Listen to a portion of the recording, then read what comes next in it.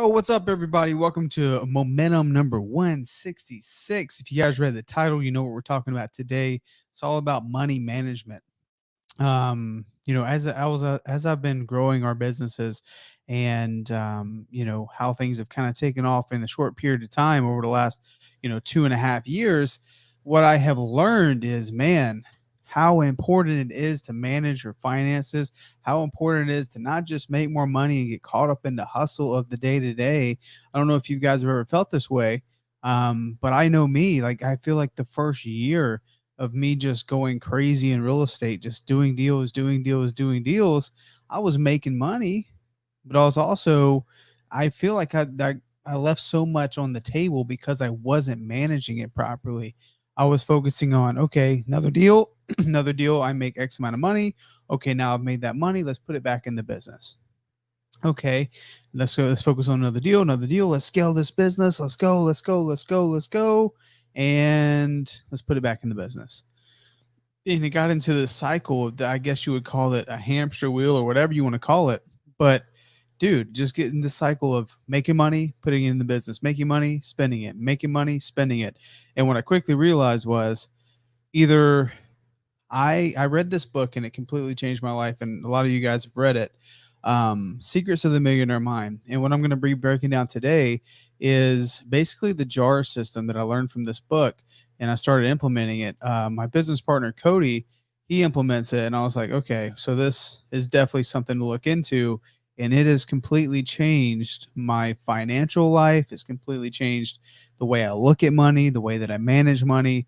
And like, I just see kind of how all my investments are starting to grow and the different bank accounts. I'm like, oh my God, this stuff is powerful. I wish I would have done this earlier, but I'm glad that I'm on this right path. So today we're going to be talking about that and just the importance of doing it. I think just so many of us business entrepreneurs, like, we get caught in that same cycle of got to build this business, got to build this business. Let's put more money into our business. Let's put more money into our business and just keep just enough to to get by. And then some of us are on the other end of the spectrum where we make money and we spend it. We put just a little bit in our business, but we've been foregoing all the things that we've wanted for a long time. So I'm going to go get this thing that I want. I want to go get that pair of shoes, this nice outfit, or maybe it's a car, maybe it's a house or whatever. And then kind of being, I don't want to call it irresponsible, but I guess it's just like not knowing, right? Not knowing like how important these little things are, and being able to control your money. Because if you can't control your money, right, it will control you. That is just something that I learned from this book. I'm like, it is absolutely true. And how important it is to, like, if you want to level up, if you want to make more money, like, how do you go from, a lot of us are at that point. If you guys are watching this, a lot of you guys are already making six figures a year, which is amazing, right? But the goal is, okay, well, how can I go from six figures to, when I crack that $1 million a year mark? How do I go from cracking that $1 million a year mark to going above and beyond? Maybe that's eight figures, or whatever arbitrary number that might be for you. Maybe it's nine figures, $100 million, or whatever. Like, how do you take that to the next level? And I would probably say 90% of it is how you manage the money that you got. Because if you mismanage your money well, then you're never going to be wealthy, right? There's a big difference in being rich. I think a lot of us get stuck in that. Let's get rich. Let's get rich. We're rich, fam. We're rich. We're rich. We got this, right? But being rich, making money right now, but then making poor, like not managing your money well and making poor decisions around your finances, you never get to the point where you're wealthy, right? I think a lot of us have, if you don't, this is be a decent goal to have, is to have some just passive income that can pay for your life. Well, how do you get to that point, right? I'm going to be breaking down a chart here with you guys. I'm going to show you exactly how I manage my money now. Again, the secrets that I've learned from this book, guys, this is an easy read. I think it's, gosh, what is this? Maybe 200 pages. Yeah, very short book, but very, very, very powerful if you implement the stuff in here. And that's what we're going to be breaking down today. But I would highly recommend start putting more, if you haven't already. A lot of us read business and personal development books, but skip the part where we learn about the most important thing. If we're in this business, we're in this to make money. We're all a lot of like, yo, I'm in here to I want to make money in my business. I want to be able to pay for the life that I want to live. Well, it's time that we start focusing more on those things too and learning more about how the money works and how we can get it to work for us, right? Not just having it as concept, but actually putting it into practice. Okay. So here's the jar system in Secrets of the Millionaire Mind. Okay. First thing before I like really dive into these different jars is the fact that you can kind of tweak these and play with them however you see fit, right? If you're in a part of your life that you're like, well, I'm really trying to get into, take it to the next level. I really want to join some of these masterminds or really want to start, I need to spend a little bit more money on myself, like whatever. Like you can tweak the jars accordingly, but I will say it gets addicting seeing the jars build. Now, what these jars, just think of these jars, what they, I guess, symbolize is bank accounts. Okay. So all these are separate bank accounts. You don't want to commingle the funds between your jars in like one bank account because then it gets really messy. Okay. You can go to your banker and you can let them know like these are, you can basically have 5 or 6 savings accounts here for your jars. Okay. And again, you can tweak them accordingly to whatever your life's need is. So like for me, like I don't need 50% for necessities. For the amount of money that I bring in, like my necessities gets covered with like 35% of what I bring in. Okay. And that's just on the personal side. Now, guys, understand this too.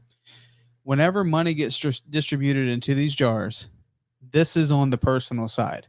So if you have an LLC structured, which hopefully is your small business owner or medium sized business, you have an LLC structured. But but you have that and you have that flow for tax purposes. Obviously, we get paid in our LLC and then our business pays us personally. If you guys want like a separate video on explaining how all that works, I'll be happy to bring in someone. Like maybe I can bring in our CPA. I can also bring in one of our good friends at PCS. They do corporate structuring and they can explain that to you guys. If you want me to do like a separate video on that, I'm happy to. But ultimately, we get paid in our LLC, and then from the LLC, we get paid, paid out personally. So within that LLC as a pass through, I have separate accounts. So for a business, you guys may have heard me talk about, I have the book in front of me, but you heard me talk about profit first. So we follow the profit first model for our businesses, meaning that we have an operating expenses account, we have a tax account, we have an owner's compensation account, and we have a profit account. Those are the 4 accounts for your business that you need if you follow the profit first model. Our bookkeepers are trained in the profit first model. If you're looking for a bookkeeper that's trained in the profit first model, we're actually launching a bookkeeping service at Star Virtual. So if you're, if you want to look more into that, see if that could be a good fit in your business, please reach out to us. Just go to startvirtual.com. We're happy to help. But ultimately, those are the 4 accounts you need. Okay. Those are the 4 accounts you need for your business. Now, what I'm talking about here, right? Managing your money to become a millionaire goes into that owner's compensation and your quarterly profit distributions. That's how the profit first works, or however the hell your business pays you, right? If you're like, well, my business doesn't pay me, then what's the point? You're like, what I would say, and I think it's important to wrap your head around is like, are you paying other people? Do you have other employees? Do you have a VA? Are you paying someone else? And then you're not taking a paycheck. Who do you think is the most valuable employee for your business if you're just getting started? If you're in a small business, maybe with 1, 2, or 3 employees, who's the most important employee? That's you, right? You're the one doing everything and you're not even getting paid. So what's the point? So hopefully, if you guys are watching this, you are actually paying yourself. And if you're not, start following that profit first model. Everything's broken down in percentages just like this. You make sure you're still taking something home, right? Even on the months where, as a lot of us in the real estate business, we know how it goes. One month you're collecting, you have 4, 5, 6 closings in a single week. And then some months you're like 1 or 2 closings in the entire month, right? It's like this. It can be like a roller coaster until your business gets predictable. So, if you follow the profit first model, you'll always have money sitting in your operating expenses. You always have money set aside for your owner's compensation, which is almost like your salary payment. And you also have money being put aside in a profit. So, every 3 months, you get a sweet little bonus. Okay. And you're paying yourself. But now the money is now filtered through your LLC. You have gotten paid.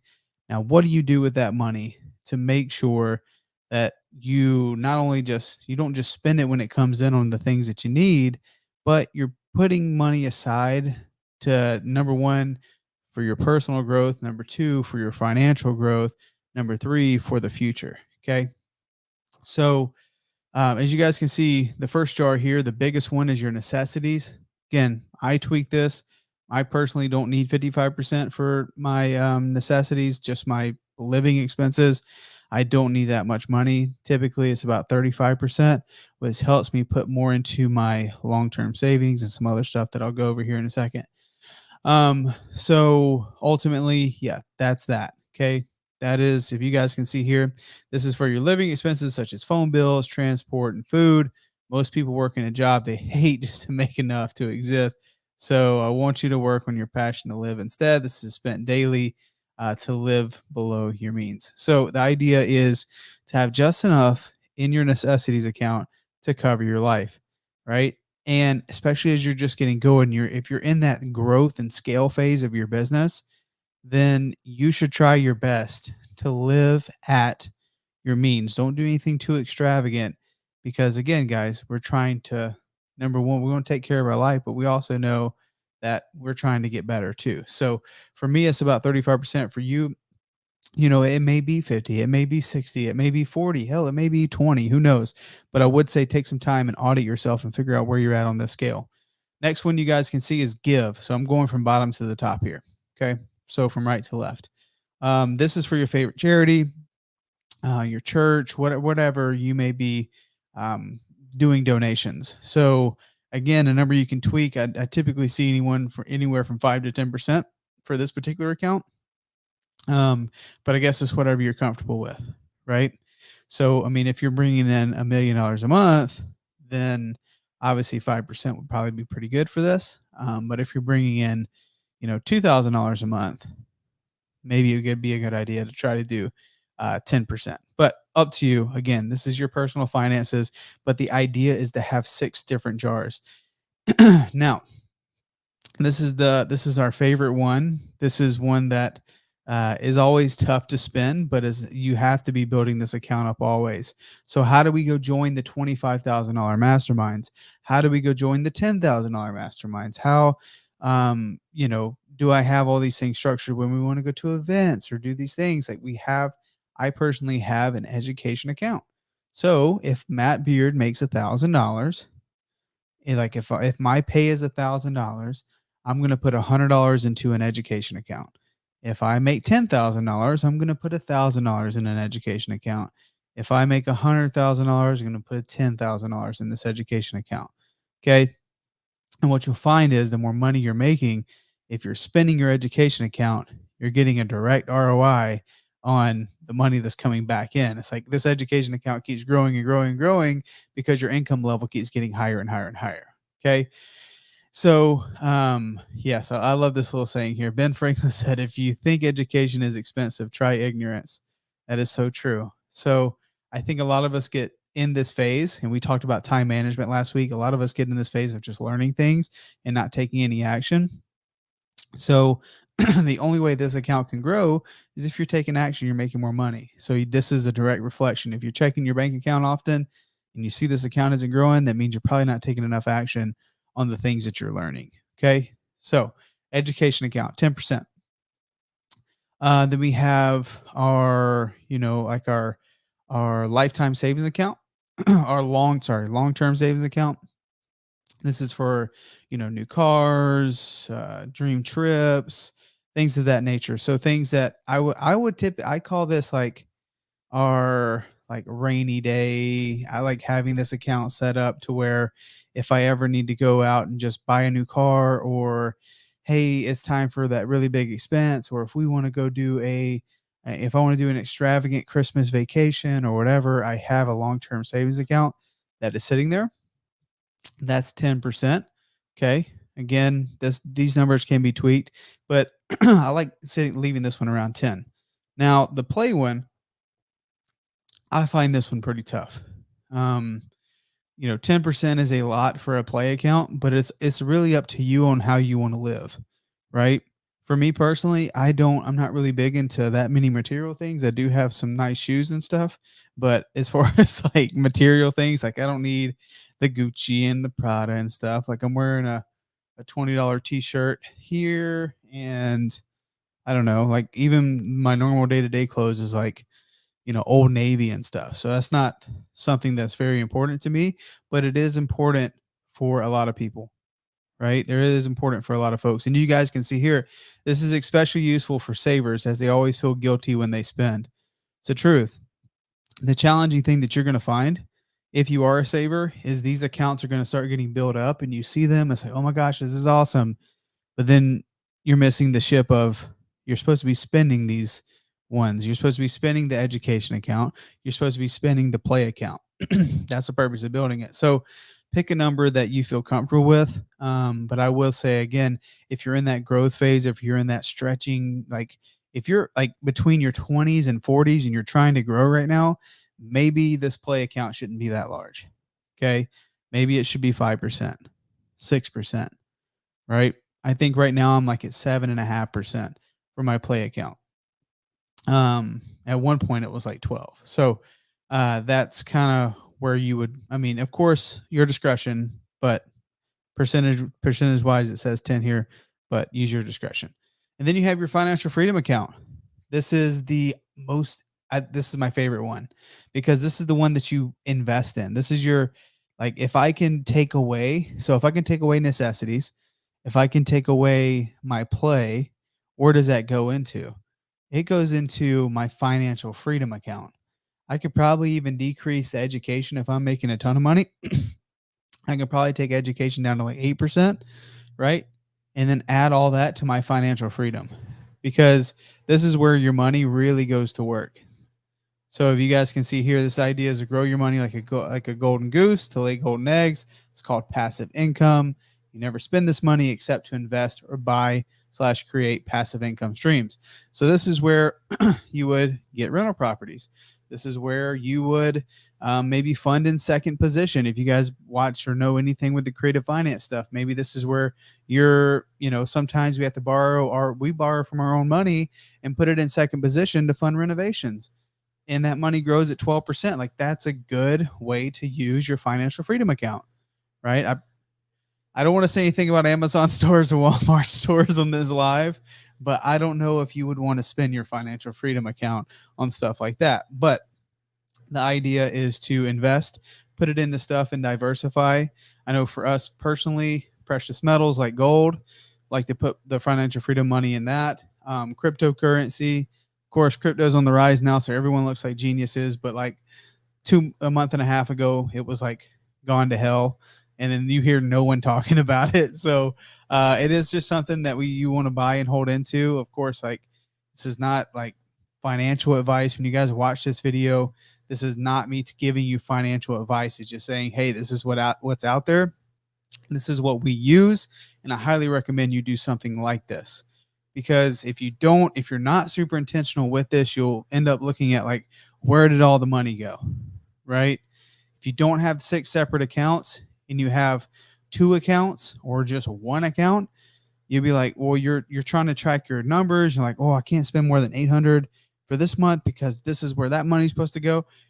But if it's all in one, it'll be gone. It's almost impossible to track. But if you're like, okay, this is literally the only account, this is all I have necessities, you'll live within those means. If you're like, well, this is all I have for play this month, then you'll live within those means. So this is definitely a game changer, guys. Approach it with the percentage mentality. So if I make $1, 35 cents would go into my necessities. 5 cents would go into give, or 10 cents would go into give. Education, anywhere from 8 to 10 cents would go into education. My long-term savings, 10 cents would go in there. My play account, right now it's 7.5 cents. Right. And then my financial freedom account will get all the rest of the cents left on that dollar. but it's literally distributed without me even having to think about it. So as soon as money hits my account, it gets dispersed. That's just how we have the account set up. So, and you can set all this up with your banker. And if you guys don't have, number one, if you don't have the corporate structure to get this stuff done, hit me up. I'm happy to connect you with our guys over at PCS. They're awesome. And if you guys don't have your personal banking set up this way, then maybe on Monday you should be trying to get a meeting with your banker to set up some accounts for you for this to happen. Again, like you can tweak this, you can make it your own. But again, what I would not recommend doing is saying, okay, well, that's 6 accounts. It's a little extravagant. Let me try 2. Let me try 3 and kind of get off of this structure. I find like if you can just go all in and do this, this is a game changer. Like reading, number one, reading this book, it changes your mind around money. Of course, there's some other good stuff. There's actually a book that I just listened to. It's called The Bitcoin Standard. It's not just about cryptocurrency, it's just understanding money, because we get what we focus on, right? We talk about we get what we focus on. So understanding money, understanding how it works, understanding inflation, deflation, all the things that's happening, especially in this current market, is only going to, number one, help you understand like what is wise investments, where should you be putting your dollars that are losing value every single day, and then how to manage what you already have so then you can get more, right? This is a great place to start. Again, recommend like before you hop in, if you have like before you go all in on this system, recommend setting up a meeting with your CPA so you can say, okay, if you don't have a CPA, that's cool. Maybe it's just going through your bank account and saying, yo, how much am I spending per month? What are all my subscriptions? What are all like my mortgage, my car payments, any kind of debts is getting taken out of my account, right? Now, how can you take that and say, okay, perfect. Well, number one, how can I decrease that a little bit? What percentage is that amount based on what I bring in? So then you can work your way backwards, right? Okay, so if I say, all right, my living expenses this month was $4,000. Okay, well, if I brought in $6,000 and my necessities is 4,000, that means I'm 66% leveraged on necessities. So when you're 66% leveraged on necessities, do you think you're going to have enough money to realistically have a good amount in education? You're going to have a good amount to put away for long-term savings. You're going to have a good amount to actually enjoy. You're going to have a good amount to invest. The answer is absolutely not. So number one, you got to figure out how to make more money. Okay, that's easy. But before you can just all of a sudden wake up one day and be making 10 grand, you got to be better managing what you got. So maybe a good thing is like, okay, well, if I'm spending $4,000 a month, where can I start saving some money to get that to $3,000 a month? Because that will get me at 50%, 50% for necessities, and 50% will lead me to fill the rest of my jars. This is the Millionaire Blueprint. This is what I use. This is what my, if you guys know Cody Barton, that's what he uses. All my friends that I know, we use this simple jar system. And again, you can label it, you can call it whatever you want.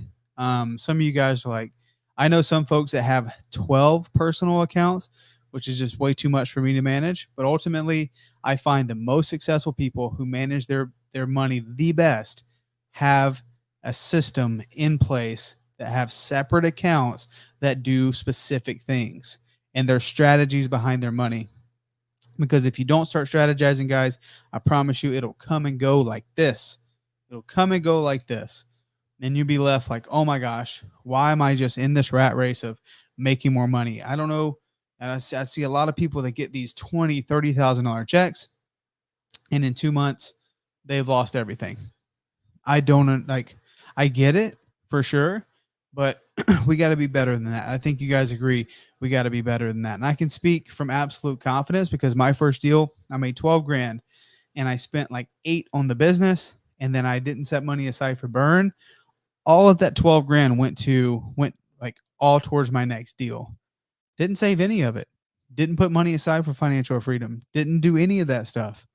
And I quickly realized how important it is to be serious about managing the money. So if you guys haven't got this book already, please, please, please get this book.